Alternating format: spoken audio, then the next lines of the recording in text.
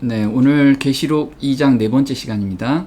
오늘은 두아디라 교회에게 보내는 편지입니다. 자, 두아디라 교회는 어디 지역에 있냐면요. 요 밑에 지구본을 보면 이스라엘 쪽 그 윗지방에 있는 곳이에요. 이렇게 확대되면 두아디라가 바로 이쪽입니다. 그러면 두아디라는 지금 항구 도시도 아니죠. 내륙에 들어가 있는 도시입니다. 그리고 지금까지 살펴본 에베소, 서머나 버가모 교회는 규모가 어느 정도냐면 우리나라 치면은 대전 직할시, 인천시 이렇게 규모가 큰 시를 의미하고요. 두아디라는 청주시 정도 규모를 가지고 있어요. 근데 청주시지만 거기에 상업이 굉장히 발달한 도시입니다. 그래서 상업이 발달됐다고 하면은 먼저 생각나는 게 뭐냐면 돈이 많이 돌죠. 그래서 사람들이 신앙을 오히려 지키기가 굉장히 어려웠던 시기입니다. 근데 오늘날도 마찬가지죠. 이때 사는 사람들은 무엇을 추구하냐면 돈도 추구하고 신앙도 추구하는 그런 어중간한 신앙을 추구한 것이 바로 두아디라 교회입니다. 한번 볼게요. 디오스 제사 아니다 테이레스 약화 우상에게 제사드리는 일에 약해지지 않았다. 네, 두아디라 교회는 1260년 동안 그 교황권이 지배했던 곳인데 그 기간인데 그때 우상에게 제사드리는 것을 약해지지 않은 무리가 바로 두아디라 교회에 있었다라는 의미예요. 지금 교회에서 보면 에베소, 서머나 버가모, 사대, 빌라델비아, 라오디게아가 이렇게 대칭 구조로 돼 있는데 유독 두아디라 교회만 대칭 구도가 없어요. 왜냐하면 두아디라 교회하고 비교할 만한 교회가 없이 독보적으로 자기 세력을 펼친 시대이기 때문에 그렇습니다. 두아디라 교회는 언제 시기냐면 AD 538년부터 1517년까지를 두아디라 교회로 치고 있습니다. 이때 핵심 구절은 뭐냐면 여자 이세벨을 용납했다라는 거예요. 계시록 2장 20절 한번 볼게요. 자칭 선지자라 하는 여자 이세벨을 내가 용납함이니 그가 내 종들을 가르쳐 꿰어 행음하게 하고 우상의 제물을 먹게 하는도다. 네, 여자 이세벨이 이 시기에 지배했던 거예요. 그래서 여자 이세벨이 우상의 제물을 먹게 하는 그리고 꿰어서 행음하게 하는 시기입니다. 그러면 교회 안에 행음하다라는 건 뭐냐면 진리가 왜곡된 진리가 이때 완전히 지배했던 시기라는 거예요. 자, 두아디라 교회는 어떻게 탄생했냐면요. 루디아라는 상인이 있었습니다. 그때 이때 생긴 교회죠. 사도행전 16장 12절 한번 볼게요. 거기서 빌립보에 이르니 두아디라 성의 자주 장사로서 하나님을 공경하는 루디아라 하는 한 여자가 들었는데 주께서 그 마음을 열어 바울의 말을 청종하게 하신지라. 저와 그 집이 다 침례를 받고 우리에게 청하여 가로되 만일 나를 주 믿는 자로 알거든 내 집에 들어와 유하라 하고 강권하여 있게 하니라. 네, 바울 형제가 빌립보에서 복음을 전하고 있는데 이때 두아디라 성의 자주옷 장사인 루디아가 하나님을 섬기고 있었어요. 그런데 바울 형제가 복음을 전하는 걸 듣고서 거기에서 회심을 하게 됩니다. 그래서 거기에서 이젠 그 교회가 형성이 되기 시작한 거죠. 여기서 두아디라는 자주장사라고 하는데요. 두아디라는 염색과 금속 세공, 그 다음에 양모 방직, 피역 가공 등 여러 산업이 발달했으며 교통의 중심지로 교역이 활발히 이루어졌다. 특히 자주색 옷감의 산지로 유명했다. 상업과 산업이 발달했기에 동업조합, 길드가 조직되었다. 그래서 이 조합, 우리 요즘 그 노동조합 있잖아요. 여기에서 그때 너무 발달이 된 거예요. 그래서 이 조합에 가입하지 않으면 일거리가 없어요. 그래서 이 조합에 의무적으로 가입해야 됩니다. 근데 조합에 가입을 하면 한 가지 흠이 뭐냐면 조합원으로서의 활동을 해야 돼요. 그 조합원으로 활동이 뭐냐면 이렇게 제단에 가서 성전에 가서 자기들이 모시는 신 앞에 가서 제를 지내고 거기에 있는 음식을 먹어야 돼요. 그러니까 그리스도인은 여기 가입할 수가 없는 거예요. 그래서 가입을 못하면 생계가 위협을 또 받는 거고. 그래서 이 두아디라 교회에서는 내가 믿노라 하는 사람들은 생계를 선택할 거냐 믿음을 선택할 거냐 이걸. 기존 교회에서는 저기잖아요. 신을 섬길 거냐 아니면은 하나님을 섬길 거냐 다른 신을 섬길 거냐 이거를 비교했다면 두아디라 교회는 먹을 거를 선택할 거냐 아니면 하나님을 선택할 거냐 이걸 놓고 고민했던 시기입니다. 근데 이게 지금 우리한테 똑같은 경험이라는 거예요. 한번 볼게요. 고도로 상업이 발달한 두아디라에서 경제 생활을 영위하려면 해당 업종의 길드에 소속돼 있어야 했다. 길드는 트림노스 신전과 긴밀히 연결돼 길드원들이 이 신전을 경제적으로 후원하고 신전의 창기들과 음행을 즐기는 경우가 빈번했다. 집단 이주해온 유대인들은 대부분 섬유업 길드에 소속됐고 음란한 이방 제사를 드리는 자들도 많았다. 길드에 가입을 하지 않게 되면 모든 경제적 활동에서 배제되기 때문에 생계를 끌어갈 수 없게 되었다. 네, 그래서 오히려 이쪽에 사는 성도들은 먹고 사는 게 걱정이기 때문에 많은 사람들이 타협하는 신앙을 갖게 된 거예요. 자, 이세벨의 신앙을 받아들였습니다. 계시록 2장 20절에 이렇게 나옵니다. 내게 책망할 일이 있노라. 자칭 순자라 하는 여자 이세벨을 내가 용납함이니 그가 내 종들을 가르쳐 꿰어 행음하게 하고 우상의 제물을 먹게 하는도다. 네, 여기서 보면 자칭 선지자래요. 자칭. 그래서 자기가 나는 선지자야 하는 사람이 교회에 나타나기 시작한 거예요.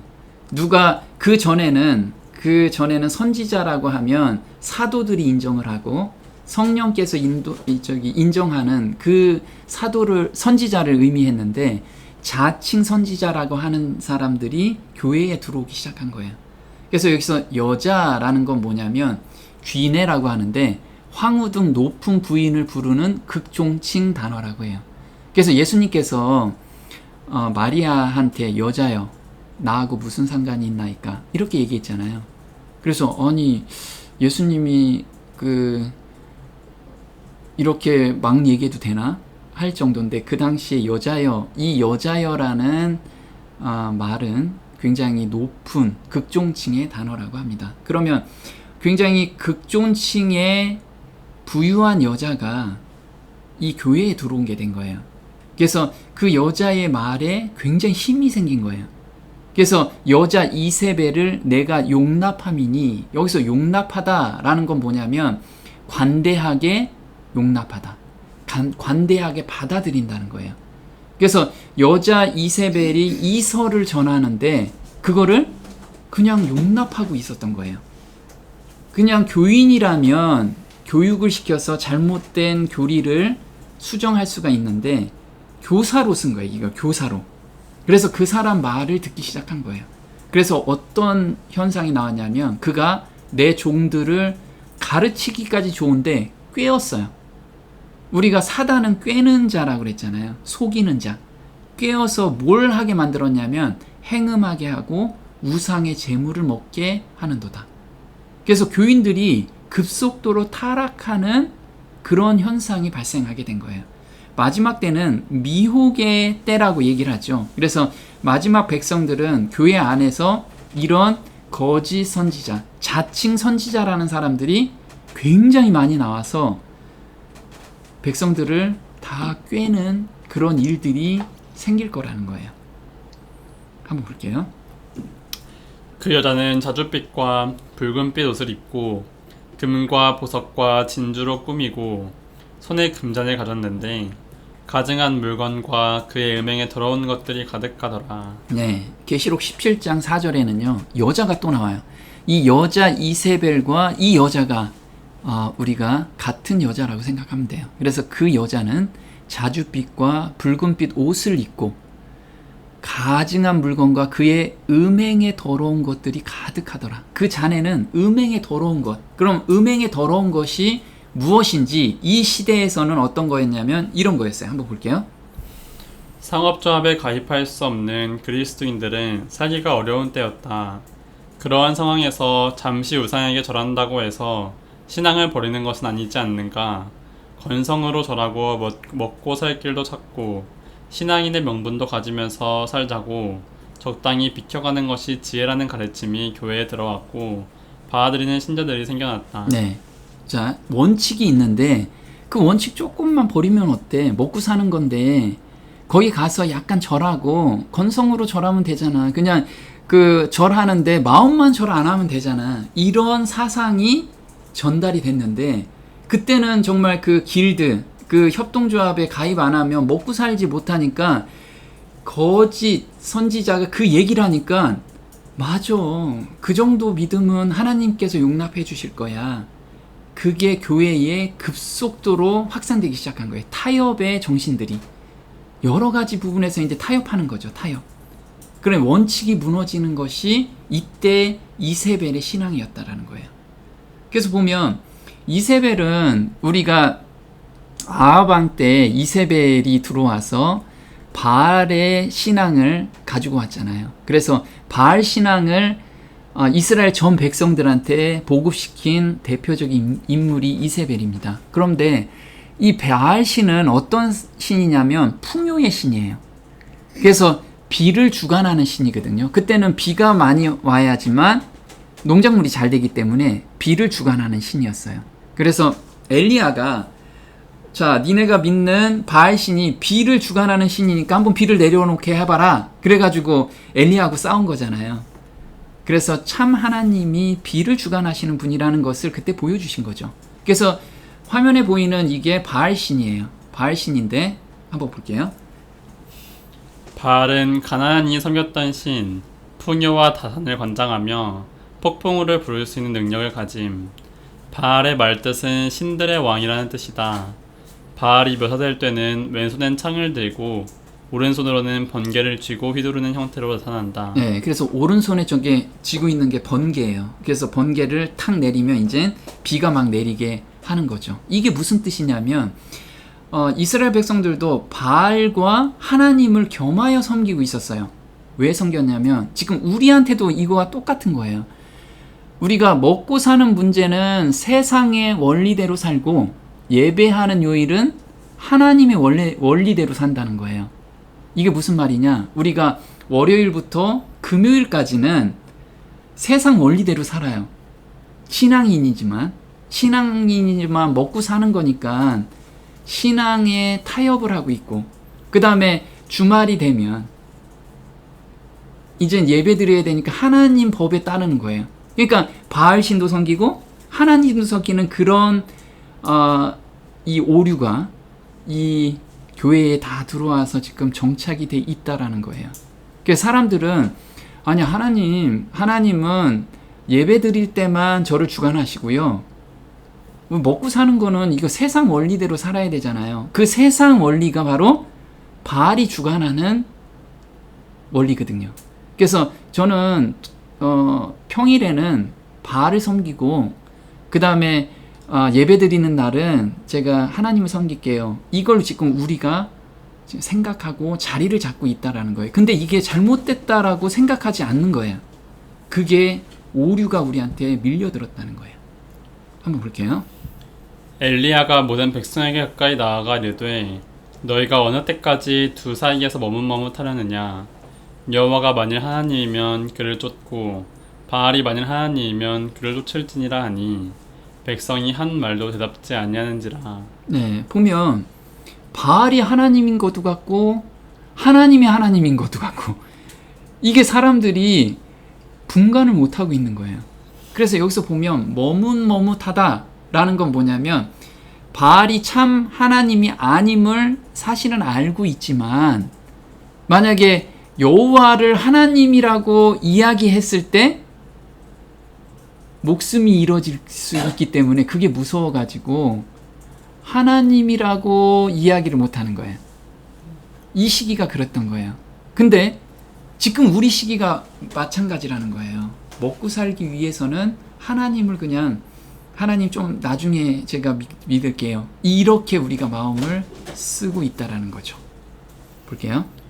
여호와가 참 하나님인지 바알이 참 하나님인지 서로 분별이 안 될 만큼 혼합주의적 형태를 가졌던 것이 당시의 신앙이었다. 지금 두아디라 교회에 침투해 들어온 이세벨로 상징된 괴악한 세력에 의하여 어느 것이 참 진리인지를 구분할 수 없게 되었다. 네. 근데 지금 우리 교회에서는 우리 지금 시대의 교회는 오류가 이 교회 안에 다 들어왔어요. 그래서 그 오류가 정말 참 진리인지 아닌지도 구분이 안 될 정도로 그렇게 바뀌어 버렸어요. 그래서 사람들이 자기가 철떡같이 믿고 있는데 그게 오류를 믿고 있다라는 거예요. 그래서 이게 분별하는 눈이 좀 필요하다는 거예요. 영적 눈이. 제가 잠깐 간증을 하면 원칙을 지키면 빛이 되게 하시기 위해서 사용하신다. 우리가 이제 삶을 살다 보면 우리가 자기가 신앙생활한 것을 돌아보게 됩니다. 돌아봤을 때 그 당시는 잘 못 느끼는데 돌아보니까 하나님이 이때 역사하셨고 이때 나를 보호하셨구나. 이것을 우리가 경험적으로 느낄 수가 있잖아요. 그래서 저도 이제 요즘 자꾸 제 과거를 돌아보면서 하나님이 이때 나하고 함께 하시구나 하면서 그러면 지금도 나를 인도하고 계시구나 이 믿음이 생기게 되더라고요. 그래서 제가 사업을 시작했을 때인데요. 하나님께 기도하는 것이 제가 사업하면 반드시 세상에 휩쓸려 간다라는 이야기를 너무 많이 들었기 때문에 세상과 타협하지 않게 해달라는 기도였습니다. 어렵고 힘든 일이 있겠지만 먹고 살기 위해서 제 원칙은 술을 마시거나 로비를 하지 않고 사업을 할 수 있도록 길을 열어달라는 기도를 했습니다. 주변에서는 그렇게 사업을 하면 성공할 수 없다는 말과 접대 한번 하면 될 일을 너무 꽉 막혔다라는 말을 들었을 뿐입니다. 그래서 접대 한번 접대하면 좀 쉽게 갈 일을 왜 그렇게 안 하느냐 이런 말들을 많이 들었습니다. 그래서 매일 기도회에는 저의 마음을 잡아줄 것이 없었습니다. 하루 일과와 말씀과 기도를 하고 내가 할 수 있는 성실성과 실력을 보여주는 것밖에 없었습니다. 이렇게 1년 가까이 지났지만 계약은 한 건이 없었고 정말 경제적으로 힘든 나날을 보냈기 때문에 교회에 가서 형제들과 교제하며 찬송 부르는 것이 위로와 힘이 되었습니다. 그래서 세상 사람들한테 이 고민 얘기 못하니까 교회에 가서 형제들과 이야기하고 그 다음에 찬송 부르는 것이 위로가 된 거예요. 그런데 하나님의 때가 되었을 때 일하시는 하나님을 경험하게 됩니다. 기존 거래처에서 관리하고 있던 업체의 갑질로 인해 새로 업체를 선정하게 되었는데 제가 운영하는 업체는 신생 업체이고 그 분야의 레퍼런스, 경험이 없었기 때문에 선정될 가능성이 거의 제로였습니다. 그런데 놀랍게도 저희 업체가 선정이 됐어요. 입찰에 참여했던 업체들은 업력도 많고 로비도 이미 따놓은 당상이라고 생각했는데 로비를 잘해서 하나님께서 섭리하시지 않고서는 불가능한 일이 일어난 것이었습니다. 정말 희한하게 저희 업체가 당선이 된 거예요. 저도 정말 이거는 불가능한 일인데 어떻게 됐지? 그 이후에 업계에서는 최 사장은 로비도 못해, 술도 못 마셔, 재미는 없지만 일하라는 확실하다는 소문이 퍼지면서 전국 시장의 점유율이 90% 이상을 차지하게 됩니다. 그것도 10년 이상 거래하는 기반이 되었습니다. 그래서 제가 돌아보니까 정말 하나님께서 원칙, 하나님을 섬기겠다는 그 원칙을 내가 지키면, 그래서 우리가 인내하라고 하잖아요. 그 믿음을 잡고 계속해서 인내하면서 가게 되면 하나님의 때에 그걸 드러내 주시는구나. 그러면서 그 이후에 또 제가 이제 하나님께 사단한테 어떻게 제가 또 넘어가는지 그건 다음에 또 다른 간증으로 갈 건데 저는 이 믿음이 확실히 생기는 게 그런 거죠. 하나님을 섬기겠다는 그 원칙을 가지고 있으면 하나님께서 반드시 인도하시고 하나님의 때에 맞춰서 일을 행하신다는 것을 경험하게 됩니다. 자, 오늘날 교회에 거짓 교리가 들어왔는데 어떤 것들이 들어와 있는지 대표적인 거 몇 개를 제가 한번 말해 보겠습니다. 첫 번째, 영혼 불멸설입니다. 영혼은 절대 죽지 않는다. 이것이 교회를 지배하고 있는 사상이에요. 이게 언제 생겼냐면 헬라 시대에 플라톤이라는 철학자가 이거를 논리를 정립시켰어요. 그리고 어거스틴이라는 사람이 교회에 가지고 들어오기 시작했고요. 그 다음에 교황 그레고리 교황이 교리로 인정을 했어요. 이게 AD 582년이에요. 이게 천주교회에서 이제 영혼 불멸설이 교리화시키고 이 영혼 불멸설이 어디로 넘어왔어요? 개신교로 넘어온 거예요. 그래서 영혼 불멸설이 정말 그 전에 플라톤 이전에는 영혼 불멸설이라는 게 전혀 교리에 들어갈 수가 없었던 거예요. 왜? 성경에서는 영혼은 영원히 살지 않는다는 거예요. 두 번째, 영혼 지옥설이에요. 영혼 불멸이 있으니까 영혼 지옥도 만들어내야겠죠. 영혼 지옥은 플라톤이 이것도 정립을 시켜서 터틀리안이 초대 교부가 이거를 교리화시켜요. 그리고 어거스틴이 이제 교회에 가지고 들어오고 존 칼빈이 우리 개신교 안에 영원 지옥설로 정착을 시키게 됩니다. 그리고 방언기도가 있어요. 방언기도는 1900년 이전에는 방언기도가 없었어요. 방언기도가 있어도 이상하게 취급을 했어요. 그런데 1900년대 들어와서 아주사 부흥운동이라고 해서 자기가 모르는 언어로 랄랄랄라 싸따따따따 이거를 하기 시작한 거예요. 그래서 이게 오순절 운동, 그 다음에 은사 운동, 신사도 운동으로 이게 발전이 돼요. 그래서 1960년 이후에 급속도로 확산이 됐는데 1900년도 초에는 이 방언기도 하는 사람은 별도로 관리를 했어요. 이상한 영이 들어갔다고. 그래서 교회에서는 다 거부를 했는데 1960년대에 넘어오면서 방언기도를 받아야지만 성령을 받았다라는 운동으로 이게 바뀌어버린 거예요. 그래서 지금은 방언기도 안 하면 성령 받지 않았다라고 할 정도로 그렇게 모든 교회에서 방언기도를 하고 있습니다. 저한테 가끔 전화가 오는데 자기 교인의 80%는 방언기도 하는데 그 사람 모두 귀신 들렸다고, 이런 전화가 들려서 자기 귀신 때문에 정말 힘들다고 상담 전화가 간혹 오거든요. 그래서 방언기도는 자칫 잘못하면 다른 영을 받는 그런 통로를 열어주는 거기 때문에 굉장히 조심해야 돼요. 그 다음에 일요일 신성설입니다. 일요일 신성설은 그 전에는 다 안식일을 지켰어요. 근데 언제 이게 교리화 됐냐면 니케아 종교회의에서, 이게 AD 325년에 콘스탄틴 황제가 이거를 제정을 시켰는데 태양의 날인 일요일을 예수 부활절로 의결해서 이날 예배드린다, 이렇게 정한 거예요. 이날. 그리고 7년 대환란. 자, 7년 대환란 다들 믿고 있죠.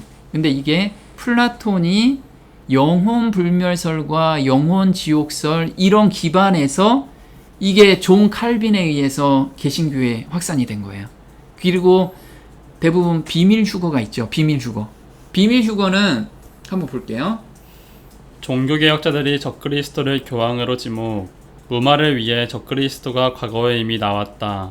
과거학파와 미래 7년이라는 기간에 나올 것이라는 세대주의 및 환란 전 휴거 교회 교리 확산. 네, 보면은 종교 개혁을 하면서 그 성경이 대중화가 되기 시작했어요. 그러면서 성경을 공부를 하고 연구를 하다 보니까 적그리스도가 교황이라는 것을 모든 종교 개혁자들은 다 지목을 한 거예요. 그러다 보니까 교황에서는 이 주목받는 것을 다른 곳으로 옮겨야 되잖아요. 그래서 만들어낸 것이 비밀 휴거라는 거예요.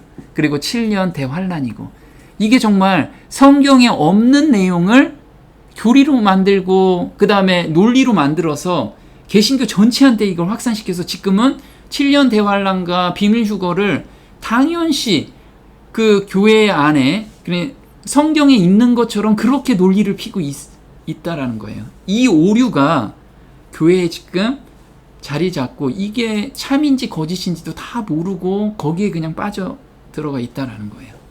그래서 예레미야서 51장 7절은 이렇게 나옵니다.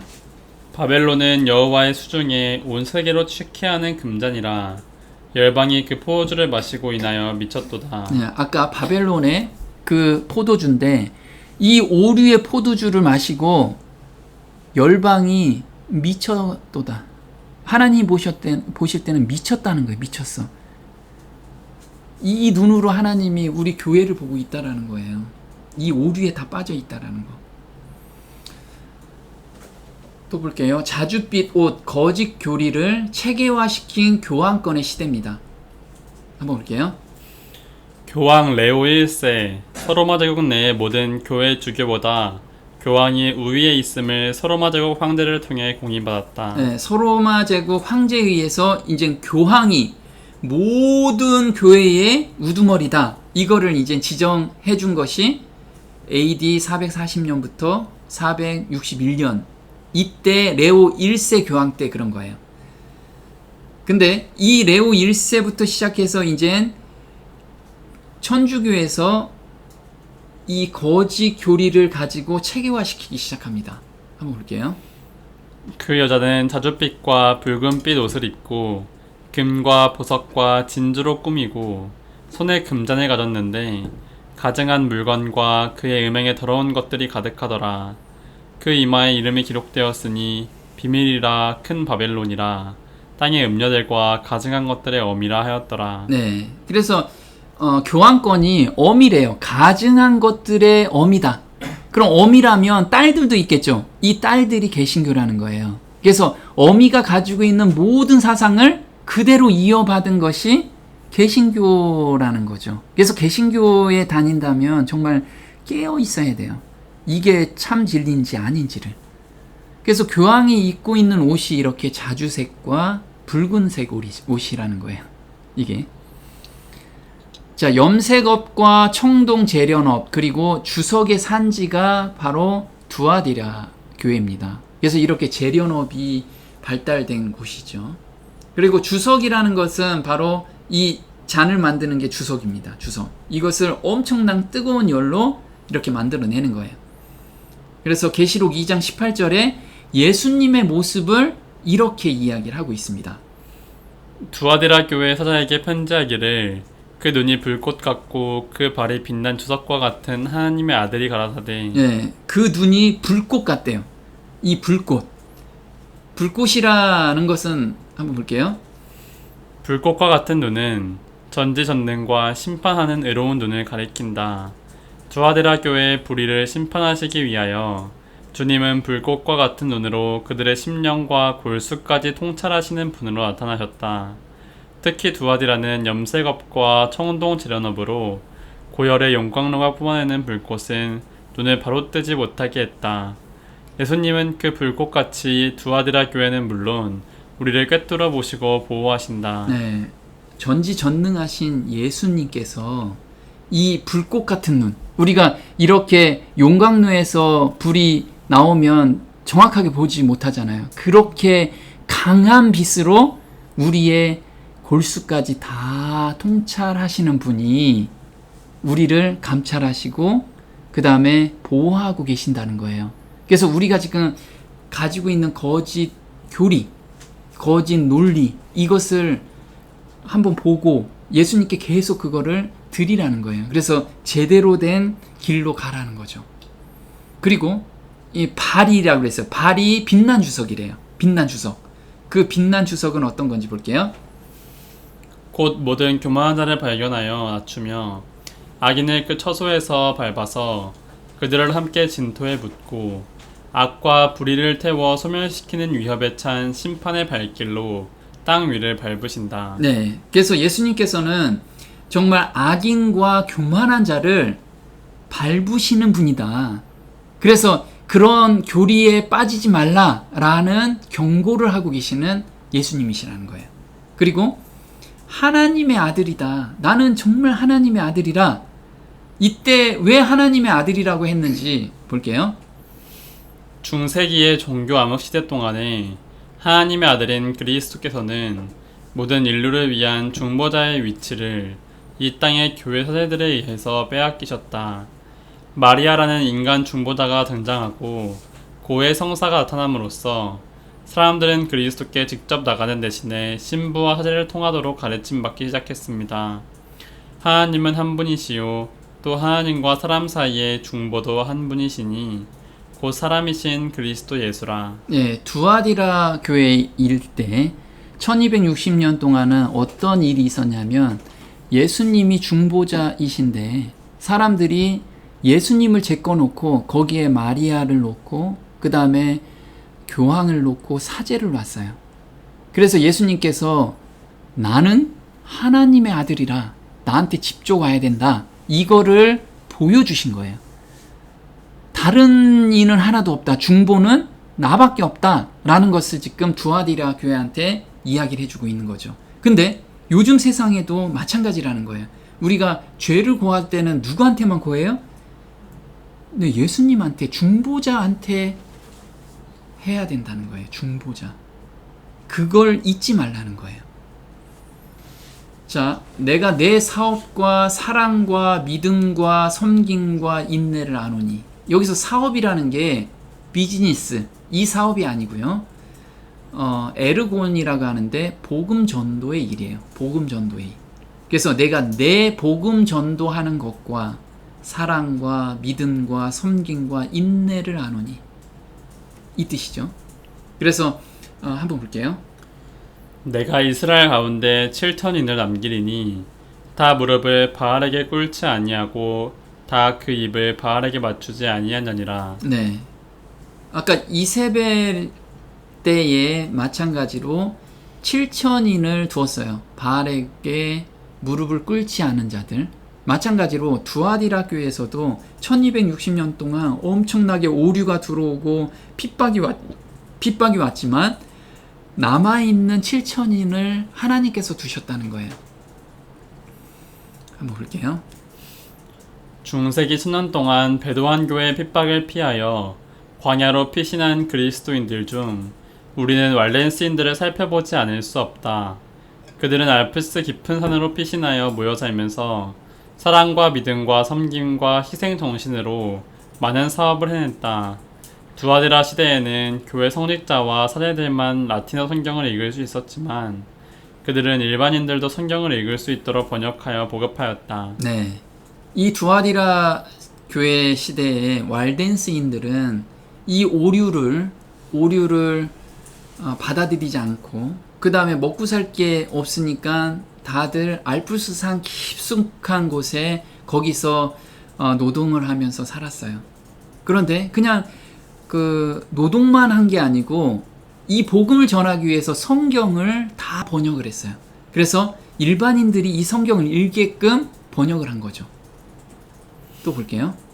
왈렌스 청년들은 목사가 되거나 결혼하기 전에 반드시 2년 동안 선교사로 파송되었다. 그 당시에는 성경을 갖고 다니다가 붙잡히면 처형당했기 때문에 왈렌스 선교사들은 많은 성경줄들을 외워야만 했다. 이렇게 2년이 지난 후에 그들은 집으로 돌아왔는데 복귀율이 50%도 되지 않았다. 네, 왈덴스인들은 그 산에 숨어 사는데 청년들은 움직일 수 있는 나이들이잖아요. 그래서 어떤 청년들은 학생으로서, 어떤 청년들은 물건을 파는 상인으로서 돌아다니면서 복음을 전했어요. 근데 복음을 전하는데 성경을 갖고 다닐 수가 없으니까 다 암송을 한 거예요. 암송을 해서 복음 전하는 사람한테 암송한 걸 기록해서 전해주고, 그런데 그걸 만약에 그렇게 하다가 걸리면 바로 붙잡혀 가서 고진 고문에 사형을 당하게 됐어요. 그러다 보니까 이 청년들 중에 2년 이후에 복귀하는 율이 50%가 안 됐다고 합니다. 그래서 결국 나중에 이 두아디라 시기가 거의 끝나갈 무렵에는 이 왈덴스인들이 거의 와해가 됐어요. 청년들이 더 이상 보내서 복귀하는 청년이 거의 없었기 때문에 그 명맥을 이을 수가 없었던 거예요. 그렇게 하나님의 기별을 전했다라는 거예요. 그래서 내가 내 사업과 저 위에 보면 내가 내 복음 전도와 사랑과 그 깊숙한 산에서 남을 위하는 그런 마음으로 사랑과 그 다음에 하나님에 대한 믿음과 성도에 대한 섬김과 그 다음에 이 믿음을 지키기 위한 인내를 누가 알아요? 예수님께서 내가 한다. 내가 하노라. 이렇게 지금 이야기를 하고 있는 거예요. 자, 왈덴스인은 어떻게 시작이 됐는지 한번 볼게요. 전 170년경 프랑스 남부로부터 역사가 시작되었습니다. 죽음을 각오한 헌신한 상인 왈도가 일어났습니다. 왈도를 따르는 무리들이 생겼습니다. 그래서 그의 이름을 따라 왈덴스인으로 부르게 되었습니다. 네, 헌신한 상인 왈도가 우리는 반대합니다. 우리는 그 교리 못 받아들이겠습니다. 하고 일어나서 왈덴슨이라고 썼대요. 유럽의 여러 백성들 중에서 최초로 성경을 번역한 사람들 중에 하나였다. 그들은 종교개혁이 일어나기 수백 년 전에 벌써 자국어로 필사한 성경을 가지고 있었으므로 더욱 증오와 박해의 표적이 되었다. 그들은 로마 교회를 요한계시록에 있는 타락한 바벨론이라고 선언하였다. 그리고 그들은 생명의 위협을 무릅쓰고 결정적인 태도로 로마 교회 타락에 저항하였다. 네, 이렇게 자기 진리를 확고하게 이야기하는 그 무리가 바로 왈덴스인이었다고 합니다. 자, 계시록 2장 19절에 보면 인내를 하노니 내가 내 나중 행위가 처음 것보다 많도다. 그래서 그 처음 것보다 나중에 이제 그 종교 개혁을 할 수 있는 발판이 만들어지기 시작한 거예요. 이게 존 위클리프가 1384년까지 살았는데 이렇게 나왔습니다. 종교개혁의 샛별이라 불린 존 위클리프는 성경 전체를 라틴어에서 영어로 옮긴 최초의 인물이었다. 위클리프는 동료들과 신약과 구약을 영어로 번역했다. 롤라드라는 조직을 결성해 영국 전역에서 영어로 성경을 읽도록 도왔다.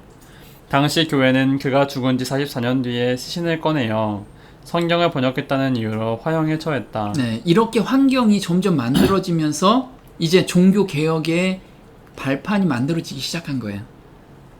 그리고 존 위클리프의 영향을 받은 프라하 대학의 총장이었던 얀 후스가 나와요. 한번 볼게요. 존 위클리프의 영향을 받은 프라하 대학 총장이었던 얀 후스다. 독일의 마르틴 루터보다 100여 년 앞서 종교개혁에 불을 당긴 얀 후스는 보헤미아, 체코인을 위해 라틴어가 아닌 모국어로 성서를 번역하고 모국어로 설교하면서 성서와 달리 교황을 우상시하고 부패한 교회를 비판한 죄로 화형을 당했다. 네, 그래서 이렇게 나중 행위가 처음 행위보다 많도다 이렇게 말씀하신 게 정말 목숨을 바쳐서 성경을 번역하고 그 다음에 복음을 전한 무리들이 이제 계속 나오기 시작한 거예요. 자, 계시록 2장 23절에 또 내가 사망으로 그의 자녀를 죽이리니 모든 교회가 나는 사람의 뜻과 마음을 살피는 자인 줄 알지라. 내가 너희 각 사람의 행위대로 갚아주리라. 그래서 여기서 사망이라는 것은 원어로 히브리어 원어로는 온역이라고 돼 있어요. 온역이 뭐죠? 전염병이라는 게 전염병. 그래서 이렇게 중세 시대 때 전염병이 돌았죠.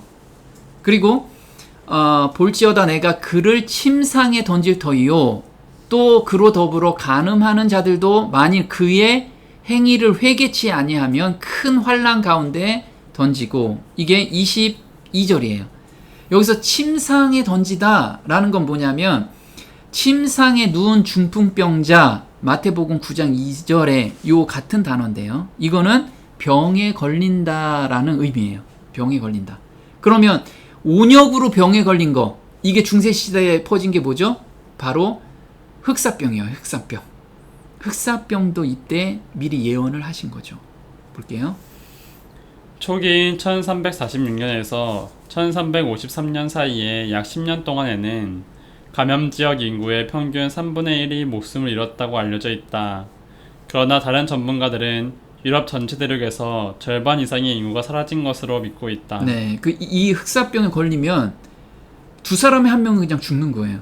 근데 마지막 때도 이렇게 온역으로 예수님이 재림 전에 온역으로 엄청난 큰 재난이 올 거라는 거죠. 또 볼게요. 흑사병에 걸린 사람들은 극심한 고통에 시달려야 했다. 증상은 열이 나고 종기가 생기면서 시작했다. 환자들은 인체가 감염균과 싸움을 벌인 결과 림프절이 부풀어 오르고 피부가 비정상적으로 검붉어지다가 입으로 피를 쏟았다. 이 상황이 이르게 되면 대부분의 환자들이 3일 이내에 사망하였다. 네, 그 흑사병에 걸리면 두 사람의 한 명은 죽는 거잖아요. 그래서 마을 전체가 초토화되는 경우가 대다수였던 거예요. 근데 다 피를 토하고 죽으니까 그 피 비린내 그리고 그 사람 시체 썩는 냄새 이런 것이 온 동네에 진동을 했다라는 거예요. 이게 마지막 때에 우리 시대에 이 상황이 그대로 또 재현할 거라는 거예요. 역사는 반복한다. 루가복음 21장 11절에 이렇게 나옵니다. 처처에 큰 지진과 기근과 온역이 있겠고 이 온역이 저 위에 있는 단어의 온역하고 같은 온역이라는 거예요. 또 무서운 일과 하늘로서 큰 징조들이 있으리라.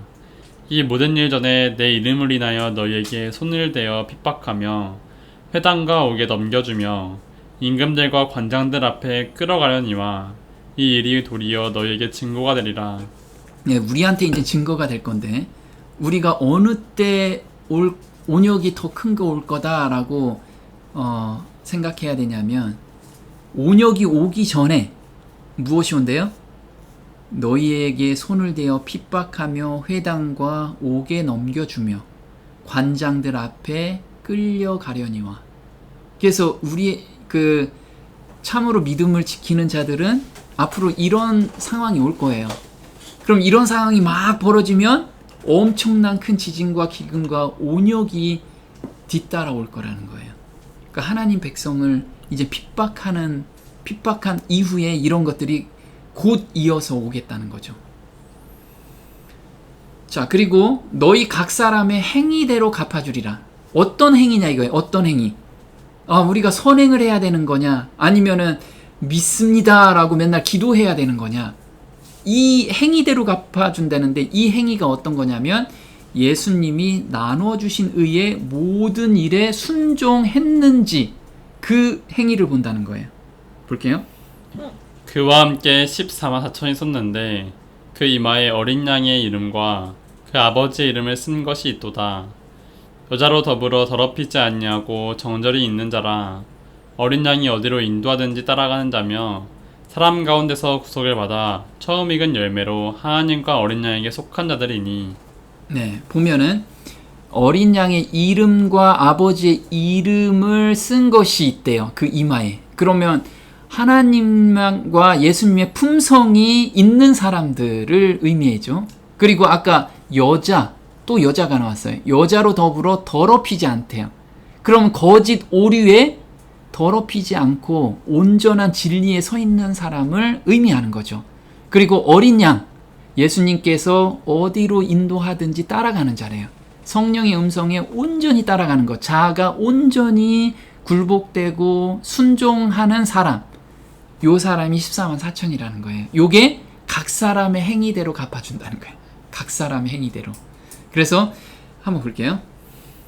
하나님께서는 여러분 안에 계시면서 순종하는 마음을 일으켜주고 하나님께서 원하는 일을 할 수 있도록 여러분을 도와주십니다. 네, 하나님께서는 우리 안에 계시면서 순종하는 마음을 일으킨대요. 나 순종하고 싶어요 라고 갈망을 일으켜 주시는 거예요. 그리고 그 원대로 행할 수 있게끔도 인도해 주신다는 거. 그래서 이게 성령의 음성을 우리가 따라가면 하나님께서 그대로 인도해 주신다는 거죠. 이것이 각 사람의 행위대로, 이게 우리의 행위대로 예수님께서 나중에 그대로 심판하신다는 거예요. 자, 각 시대별로 충실한 백성들은 남아있다. 두아디라에 남아있어 이 교훈을 받지 아니하고 소위산의 깊은 것을 알지 못하는 너희에게 말하노니 다른 짐으로 너희에게 지울 것이 없노라. 네, 이때는 너무 힘들었기 때문에 다른 짐을 너희에게 지울 수가 없다라고 지금 말씀을 하고 계세요. 왜? 정말 그 믿음을 지키기 위해서 저 산골짜기 들어가서 거기에서 하나님을 찬양하고 그 다음에 복음 전하기 위해서 그 다 필사하고 가서 반은 죽고 오고 이렇게 하나님을 온전히 섬기는데 내가 어떻게 또 짐을 지우겠냐 이거죠. 근데 여기에서 사단의 술책에 대하여 무지한 사람들을 말하는 것이 아니라 여기 깊은 것을 알지 못하는 너희에게라고 말씀하신 거는 사탄의 술책에 대하여 무지한 사람들을 말하는 것이 아니라 배도한 교회의 가르침이나 교훈들을 따르지 않고 끝까지 하나님의 말씀을 충실히 지킨 그분의 참 백성을 가리킨다는 거예요. 또 볼게요. 각 나라에 흩어져 있는 세상의 거민들 중에 바알에게 무릎을 꿇지 아니한 사람들이 있다. 밤에만 나타나는 하늘의 별들처럼 이 충성스러운 사람들은 어둠이 세상을 덮고 깊은 어둠이 백성들을 덮을 때 빛날 것이다. 네, 그래서 이 사람들은 누구냐면 먹고 사는 것 때문에 세상과 타협하는 사람이 아니라는 거예요. 하나님을, 여호와가 하나님이라는 굳건한 믿음 가운데서 오늘을 사는 사람들, 이 사람들이 남아있는 사람이라는 거예요. 자, 다만 너희에게 있는 것을 내가 올 때까지 굳게 잡으라. 이기는 자와 끝까지 내 일을 지키는 그에게 만국을 다스리는 권세를 주리라. 자, 여기서 예수님의 일이라고 했는데 예수님의 일이 뭘까요? 자, 예수님의 일은 우리 삶에서 품성을 드러내는 게 예수님의 일이에요. 한번 볼게요. 오직 너희는 택하신 족속이요 왕같은 제사장들이요 거룩한 나라요 그의 소유된 백성이니 이는 너희를 어두운 데서 불러내어 그의 기이한 빛에 들어가게 하신 자의 아름다운 덕을 선전하게 하려 하심이라. 네, 예수님의 일은 우리한테 예수님의 일을 주셨어요. 그게 뭐냐면 아름다운 덕, 예수님의 품성을 선전하게 하기 위함이라 이거죠. 그럼 그 덕을 보고 예수님을 믿게 하는 거, 이것이 예수님의 일에 내가 참여하고 있다라는 거예요. 자, 귀 있는 자가 되려면 어떻게 해야 되는가? 귀 있는 자는 성령이 교회들에게 하시는 말씀을 들을지어다. 그래서 귀 있는 자가 돼야 돼요, 우리가. 한번 볼게요. 진리에 대한 지식은 사람의 지적 능력보다는 것을 얻고자 하는 순수한 목적과 열렬하고 진실하며 단순한 믿음의 여하에 많이 달려있다. 겸비한 마음으로 하나님의 지도를 구하는 자들에게 하나님의 천사들은 가까이 할 것이며 그들에게 풍성한 진리의 보화를 열어보이기 위하여 성령이 보내질 것이다. 말씀을 듣거나 읽는 것만으로는 넉넉지 않다. 성경에서 유익을 얻고자 하는 자들은 자기에게 제시된 진리를 깊이 명상해야 한다. 그는 열심히 그 말씀에 주의를 기울이고 기도하는 마음으로 그 뜻을 알고자 하고 거룩한 말씀의 깊은 의미를 맛보아야 한다. 네, 그래서 여기서 거룩한 말씀을 우리가 그냥 읽기만 하면 안 되고 말씀을 깊이 묵상하고 명상하고 그것을 삶에서 경험해야 된다는 거예요. 근데 이 말씀을 우리를 깨닫게 한다는 것은 겸비한 마음, 겸비한 마음이라는 건 내가 가지고 있는 논리를 다 내려놓고 하나님이 전하는 말씀이 무엇인지를 우리가 깊이 연구해야 된다는 거예요. 내 논리를 세워놓고 하나님 말씀을 그 논리에 맞추려고 하면 안 된다는 거죠. 그래서 자아를 온전히 내려놓고 정말 하나님의 뜻이 무엇인지를 계속해서 기도와 간구로서 우리가 하나님께 매달려야 된다는 거예요. 그러면 성령을 저희한테 보내주신다는 거죠. 깨닫게 만들어주신다는 거예요. 그래서 우리가 성령이 지금 교회들, 우리한테 하는 말씀을 듣는 귀 있는 자가 저와 여러분이 됐으면 좋겠습니다. 오늘 여기까지 하겠습니다.